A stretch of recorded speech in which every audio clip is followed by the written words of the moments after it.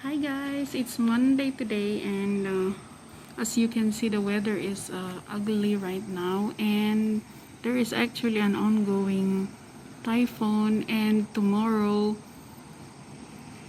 Korea is expected, Hinnamnor is expected to arrive. Typhoon Hinnamnor is expected to arrive, and it will hit Changwon, the south part of Changwon. Hinnamnor will be arriving at 5 a.m. 5 to 6 a.m. Although we're in the opposite side, we are near Changwon actually. We are located in the boundary of Changwon and Jinyong, and although we are in the opposite side of Changwon, we are still near Changwon. I mean opposite side of the south. I think this is a east side. So anyway, this is our first time to experience a typhoon in this area, in our new area, so I'm a little bit worried. Not really worried, but there's nothing really to worry about in Korea, but I just want to show you how I am preparing this typhoon that is coming. It is our first time to experience this in this area. I've been experiencing a lot of typhoons in Korea, and it had been piece of cake. Like, although you can hear it from the forecast that there's a coming a typhoon, and it's always been a piece of cake. Like, it just passed. When you hear on the news, it will say, oh, there is a very, very strong typhoon is coming, you have to prepare this and that, and we just ignore it because we know nothing is gonna happen. But this time I'm a little bit nervous because it's a different story. We live in a different world. I mean, not in a different world, but it's a different story because we live in the countryside. Unlike our previous places that we used to live, we are a bit far from the access of emergency help, if in case. Not really far, but you will never know what's gonna happen. It's our first time to be experiencing this, although I'm not expecting a strong damage or anything, but still the notifications from the government of Korea are really very helpful, and they're always sending a lot of message to make the people prepare, like to alert everybody and make everybody prepare for the situation, worst case scenario. So I've been busy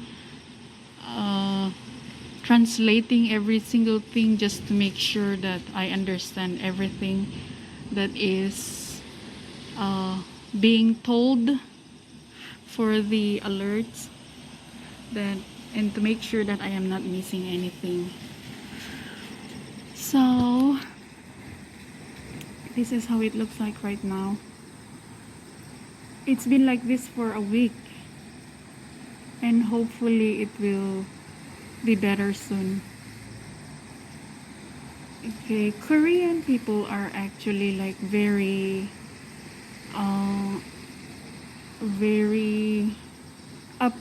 what do you call this, very fast when it comes to everything. Like, you have nothing to worry about. Like, when there is something happening, like if there is calamities, you have nothing to worry about because you know the government will be there to help you. But Korean people are not like that. They don't think like that. Oh, we don't have to worry about anything because the government will help us. No, Korean people don't think like that. Korean people always think like they have to prepare everything. They're always ready for everything. So even when the thing happens and the government comes, they don't really need the government's help because they already have everything done themselves. So that is one thing that I really like about Korean, and That's what I really learned about living here in Korea. They're all ready, like they don't really rely on the government for everything. Like they're very independent. They're really a big help to their country. That's why their country is very strong, because of their independency. So I want to share you how I try my best to prepare for this upcoming big um, big typhoon that is coming, although it's not expected to hit this area. But my worries is the electricity, because as you can see, the houses here are far from each other, and most of the electricities here are not generator powered, like I think they're city power generated, unlike our previous places. I think they were private power generated, where when something happens, there is always like an engineer ready to go. Although in Korea it's also like that, but who knows what's gonna happen. So I mean, in Philippines and in other countries this is very common, but in Korea I never experienced any power blackout. But who knows, I might experience it, because it's my first time to live in the countryside in Korea. So I'm trying to prepare something. This is how I am going to prepare for the power outage, just in case, because that's the only concern that I have right now. So after securing all the verandas, actually we were supposed to put some glasses here, I mean some tapes here, but I've noticed, oh, they put, some of them put, but not all of them. I did not notice people putting some of it. So, and my husband said you don't have to. As you can see, nobody put tapes like most people would put tapes in here on the glasses, in case the thing breaks. And my husband said you don't have to, so I did not put, but I made sure it's not moving. My friend sent me tips on how to secure them. Just make sure it's not moving. So I made sure it's clear and it's not moving. And also from the government's notification, they said you have to secure the veranda. We have 2 verandas, so I have to secure all this. I have to make sure it's locked. All the latch are locks like this. And then of course food. I made sure we have food, and I decided to cook food in case the gas suddenly turns off, or they turn off the gas. I just make sure we have enough for 2 days. I'm cooking adobo. It's a Filipino dish. Adobo is a very good, I have chicken in the refrigerator, and I decided to make adobo, because adobo doesn't need to be refrigerated when you cook it. It lasts outside without putting in the refrigerator. You don't have to put it in the refrigerator for a while, and it doesn't go bad. I am making kimchi jjigae.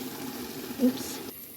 I'm making kimchi jjigae because I'm trying to get rid of the stuff that we have, like most of the leftover kimchi jjigaes inside the refrigerator. So I put them all here. And also, kimchi jjigae is very good for, it's a comfort food for rainy days, and I just love kimchi jjigae.